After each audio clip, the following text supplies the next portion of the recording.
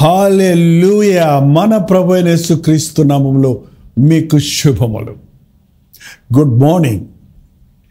ఎలా ఉన్నారండి? గత రాత్రి ప్రశాంతంగా నిద్రించారా? రాత్రి జరిగిన ఉపవాస ప్రార్థనలో కల్వరి చర్చిలో మీరు కూడా పాలుపంపులు పొందారా? చాలా లేట్ అవుతుందండి అనకండి. రాత్రే కదా, నిద్ర కొంచెం కట్ చేసుకుంటే ఎక్కువ సమయం ప్రార్థనలో ఉండొచ్చు. నిన్న ప్రార్థన చేశాం కాబట్టి ఇవాళ ప్రార్థన చేయక్కర్లేదా ఏంటి? ఎప్పటికప్పుడు మనం ప్రార్థన చేసుకుంటే ఉండాలండి. నిన్న శ్రమ వచ్చింది ఇవాళ రాదంటారా? నిన్న ఆకలేసింది ఇవాళ అవ్వదంటారా? ఎలాగూ ప్రతి రోజు 3 పూటలు భోజనం చేస్తున్నాము, అప్పుడే మనం ఆరోగ్యంగా ఉండగలుగుతున్నాం, బ్రతకగలుగుతున్నాం. అలాగే దేవుని వాక్యం కనీసం 3 పూట్ల ధ్యానించాలి. 3 సార్లు ముమ్మారు మోకాళ్ళుని ప్రార్థించాలి.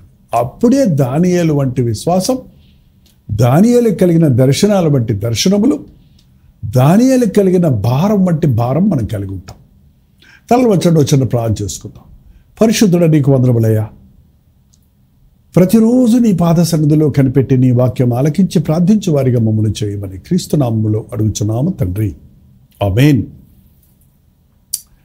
ఎలా ఉన్నాయండి రోజులు? భయంకరంగా ఉన్నాయి కదండి. యుద్ధ భయాలతో చాలా చోట్ల ఇప్పుడు సెక్యూరిటీ పెంచేశారు. ఏంటంటే ముఖ్యమైన పట్టణాలలో, ముఖ్యమైన ఎయిర్పోర్ట్స్లో, సరిహద్దులలో వార్నింగ్ సిగ్నల్స్ వినబడుతున్నాయి. ఎందుకు ప్రశాంతత లేకుండా మనుషులు ఈ రోజున జీవిస్తున్నారు? మనిషికి హాని కలుగజేస్తున్నాడు. ఎక్కడ చూసినా ఇదే సమస్య. కొంచెం అధికారం కొరకు, భూభాగాల కొరకు అటు చైనా వాడు పోరాడుతున్నాడు, ఇటు రష్యా వాడు యుక్రెయిన్ వారి మీద పోరాడుతున్నారు, అటు ఇజ్రాయేలీలు పాలస్తీనా వాళ్ళ మధ్య పోరాడుతున్నారు, ఇక్కడ ఇండియన్స్ పాకిస్తాన్ మధ్యలో ఇప్పుడు యుద్ధం మన దేశంలో వచ్చేసింది. భయపడిపోతున్నారా? అక్కర్లేదు. మనం ఈ సమయంలో ప్రార్థిస్తే సమాధానాన్ని నెలకొల్పడానికి, సమస్యలకు పరిష్కారం దొరకడానికి దేవుడు తన కార్యాన్ని జరిగిస్తాడు. దినవృత్తాంతాలు 15వ అధ్యాయం 4వ వచనంలో, తమ శ్రమలయందు వారు ఇశ్రాయేలుల దేవుడైన యెహోవా యొద్ద మళ్ళుకొని ఆయనను వెతికినప్పుడు ఆయన వారికి ప్రత్యక్షమాయను. యుద్ధాలు కలిగినప్పుడు, కరువులు వచ్చినప్పుడు, శ్రమ వచ్చినప్పుడు, ప్రకృతి వైపరీత్యాలు జరిగినప్పుడు, ప్రమాదాలు కలిగినప్పుడు దేవునికి వైపు తిరిగితే ఏ మనుషుడు సహాయం చేయలేని పరిస్థితుల్లో నా దేవుడు మాత్రమే చేయగలడని విశ్వాసంతో ఆయన వైపు తిరిగితే ఆయనట మనకి ప్రత్యక్షమవుతాడు. అంత గొప్ప మాట. ఆయన ప్రత్యక్షతలను మనం చూడగలుగుతాం. ప్రభువు మనకు ఎప్పటికప్పుడు అప్డేట్స్ ఇస్తుంటాడండి. ఎప్పటికప్పుడు మనం నడవలసిన మార్గాలు మనకు బోధిస్తాడు, మనం చేయవలసిన కార్యాలు మనకు నేర్పిస్తాడు. ఎక్కడో కూర్చున్న దేవుడు కాదు, నీ మీద దృష్టి ఉంచి నీకు ఆలోచన చెప్పే దేవుడు, నీవు నమ్మిన దేవుడు. నీ పోరాటాల్లో ఆయన్ని వెతుకు. 5వ వచనం, ఆ కాలములలో దేశములోని కాపురస్తులందరిలోనూ గొప్ప కల్లోలములు కలిగాను. ఈరోజు కూడా అదే పరిస్థితి చూస్తున్నాం. దేశములోని కాపురస్తులందరిలోనూ సైన్యంలో కలవరం కలిగిందంటే, సైన్యం హుషారయ్యారంటే, సైన్యం పోరాడుతున్నారంటే, సైన్యం ప్రాణాలకు తెగించి యుద్ధంలో దూసుకెళ్తున్నారంటే, వాళ్ళకి కంటికి నిద్ర లేక, కడుపు నిండా తిండి లేక వారు పోరాడుతున్నారు సరిహద్దుల్లో. మనం మన సైన్యం కోసం ప్రార్థించాలి. అనవసరంగా ప్రాణహాని కలగకుండా ప్రార్థించాలి. ఏదన్నా సంపాదించుకోవచ్చు, పోయిన ప్రాణాన్ని మళ్ళీ తెచ్చివ్వలేం కదా. కానీ ఆ యుద్ధం వలన సైనికులకే కాదు, దేశంలో ఉన్న వారందరికీ కల్లోలమే, భయాందోళనతో ఉన్నారు. గనుక తమ పని పాటలను చక్కబెట్టుకొనుటకు తిరుగు వారికి సమాధానం లేకుండాను పొద్దున్న లేస్తే పని పాటలు ఉంటాయి కదండి మనకి. పడుకుంటే తరపోతే తిండి వస్తుందా? రెక్కాడితే కానీ డొక్కాడదన్న వాళ్ళు ఇప్పటికీ మన దేశంలో ఎంతోమంది ఉన్నారు కదా. వాళ్ళు కరోనా వచ్చినప్పుడు లాక్డౌన్ టైంలో చూడండి, పనులు లేక ఎంతమంది పస్తులు ఉన్నారు, ఎన్ని ఇబ్బందులు పడ్డారు. ఇప్పుడు కొన్ని కంపెనీస్ ఆపేస్తున్నారు, ఎయిర్పోర్ట్స్ క్లోజ్ చేస్తున్నారు, రెస్ట్రిక్ట్ చేస్తున్నారు. ఇంకా ముమ్మరమైందంటే సైరన్ వినపడితే బంకర్లలో దూరాలంటున్నాడు. మనకి బంకర్లు ఉన్నాయో లేవో తెలియదు, ఎక్కడ దూరాలో. మీ బాత్రూమ్కి వెళ్ళి తలిపేసుకోవడం చెబుతున్నారు. ఈ భయాలతో కంగారు పడిపోకండి. ప్రభు నిన్ను తప్పిస్తాడు. ప్రభు మనల్ని బట్టి మన దేశాన్ని కాపాడుతాడు. మనం ప్రార్థిస్తే, మనం మొరపెడితే మన ప్రార్థనలు ఆలకిస్తాడు. పని పాటలు చేసుకోవటము కష్టమైపోయింది వారికి. సమాధానంగా ఫ్రీగా వెళ్ళలేకపోతున్నారు. ఆలోచించుకొని వెళ్ళాల్సి వస్తుంది. అదే పరిస్థితి చూస్తున్నామండి. అటువంటి పరిస్థితుల్లో దేవునిని ఆశ్రయిస్తే, 6వ వచనం, దేవుడు తన జనులను సకల విధములైన బాధలతో శ్రమపరచును గనుక దేవుడు వదిలేస్తాడు మనల్ని శ్రమలకి. అప్పుడు కదా గుర్తొస్తున్నాడు ఆయన మనకి. శ్రమపరచను గనుక జనమును పట్టణమును పాడు చేసను. అరే వాళ్ళు మనల్ని చంపితే, మనం వాళ్ళని చంపితే, వాళ్ళు మనల్ని చంపితే, వాళ్ళు మనల్ని నాశనం చేస్తే, మనం ఎక్కువ చేసాం, వాళ్ళు తక్కువ చేశారు అనుకోవచ్చు. కానీ ఎట్లయితే చివరికి దాని అవుట్కమ్ ఏంటి? నష్టమే కదా. అటు ఇటు కూడా మరణాలే కదా. మన దేశం కోసం భారంతో ప్రార్థిద్దామండి. యుద్ధాలు జరుగుతున్న ప్రతి దేశం కోసం ప్రార్థిద్దాం. ప్రతి వారికి సమాధానము కలిగినట్లుగా ప్రార్థిద్దాం.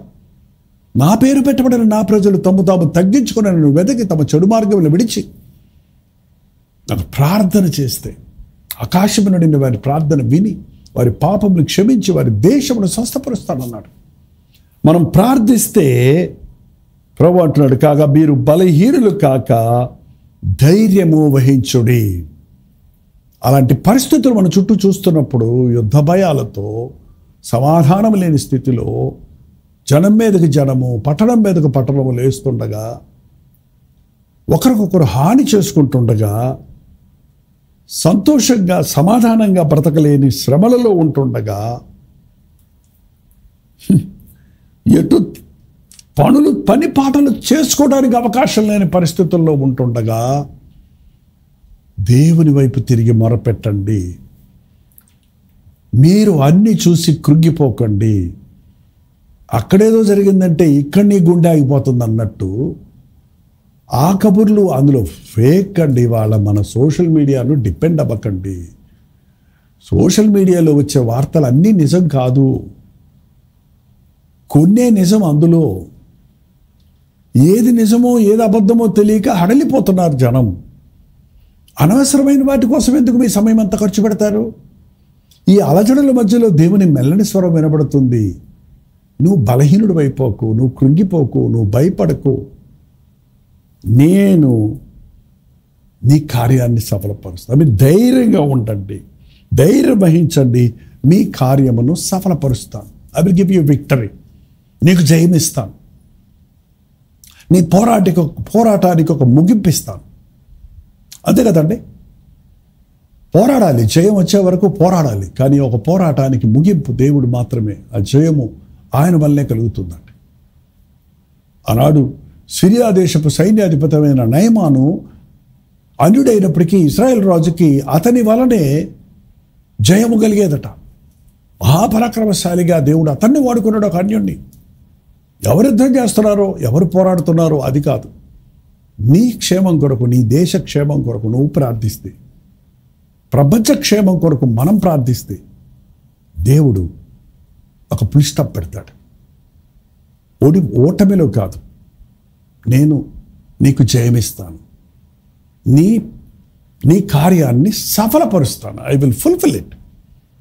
ఒకవేళ మనకి పెద్ద పెద్ద యుద్ధాలు లేవో, మన ఇళ్లల్లో యుద్ధాలు ఉన్నాయేమో. నా భార్య నా మీద కేసు పెట్టింది, నా భర్త నన్ను విడిచిపెట్టాడు, నా బిడ్డలు నా మీద తిరగబడ్డాడు, నా కంపెనీ దివాలు తీసింది, నాకు ఇవ్వాల్సిన డబ్బు ఇవ్వలేదు, నేను చాలా పోరాటాల్లో ఉన్నా, నేను నెమ్మది లేకుండా ఉన్నా, తలెత్తుకోలేకపోతున్నా, వీధిలోకి వెళ్ళలేకపోతున్నా అని ఈరోజు చాలామంది యుద్ధాలతో, అంతరంగ పోరాటాలతో ఉన్నారు. మీకు కూడా దేవుడు చెప్పేది, మీరు కృంగిపోవద్దు, మీరు పిరికివారవద్దు, మీరు భయపడవద్దు.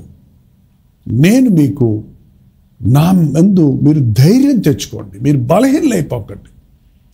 మీ బలహీనతలో బలమిచ్చే దేవుని మీద విశ్వాసం ఉంచండి, నేను మిమ్మల్ని సఫలపరుస్తాను అంటున్నాడు. ఇది వాగ్దానంగా తీసుకుందాం. ప్రతి పోరాటంలో ప్రభువు మన పక్షంలో ఉండి మనకు జయమిస్తాడని నమ్ముదాం. ప్రార్థన. పరిశుద్ధుడా, ప్రేమగల తండ్రి, ఎన్నోసార్లు భయాందోళన కలుగు చేసి సందేశాలు మేము వింటున్నప్పుడు, వార్తలు మేము వింటున్నప్పుడు, సంగతులు మేము వింటున్నప్పుడు బలహీనమైపోతున్నామయ్యా, పిరికివారిమైపోతున్నాం, భయభీతులతో నిండిపోతున్నాం. మా పని పాటలు చేసుకోలేక ఎక్కడదక్కడ ఆపుకొని ముందుకు సాగలేని వారిగా, ఏమీ చేయలేని వారిగా నిర్వీర్యమవుతున్నామయ్యా. అట్టి సమయాలలో చుట్టూ చూసి భయపడక, మమ్మల్ని మేము చూసుకొని కృంగిపోక, మా పక్షములో ఉన్న దేవుని గొప్పతనాన్ని గుర్తించి, మీలో ఉన్నవాడు లోకములో ఉన్నవాని కంటే గొప్పవాడన్న మాట జ్ఞాపకం చేసుకొని, నీ యందు నిరీక్షణ ఉంచుటకు, నీ వైపు తిరుగుటకు, నీవిచ్చు బలమును పొంచుకొని సఫలతను చూచుటకు, జయమును చూచుటకు మా ఒక్కొక్కరికి నీ సహాయం చేయమని క్రీస్తు నామములో అడుగుచున్నాను తండ్రి. ఆమేన్. మన తండ్రి అయిన దేవుని యొక్క ప్రేమయు, కుమారుడైన క్రీస్తు యొక్క కృపయు, ఆదరణకర్త అయిన పరిశుద్ధాత్మ యొక్క సహవాసమును కూడి వచ్చిన మనందరికీ ఇప్పుడును సదాకాలమును తోడై ఉండును గాక. ఆమేన్. దేవుని స్తోత్రం. మీ ప్రార్థనా స్తోత్ర భారాలు 954041 నెంబర్కి, మీరు ఇతర దేశాల్లో ఉంటే 91001000 నెంబర్కి ఒక టెక్స్ట్ లేక వాయిస్ మెసేజ్ ద్వారా వాట్సాప్ పెట్టండి. మీ పక్షంలో మేము ప్రార్థిస్తున్నాం. తప్పక దేవుడు మీ ప్రార్థనలకు జవాబిస్తాడు. మీరు కూడా ప్రార్థించాలి సుమా. ప్రవచితం అయితే మధ్యాహ్నం 3 గంటలకు హెచ్చరిక, అలాగే రాత్రి 9 గంటలకు కల్వరి ప్రతి దొరిలో మళ్ళీ కలుసుకుందాం. అంతవరకు దేవుని మహాకృప మీకు తోడైనను గాక.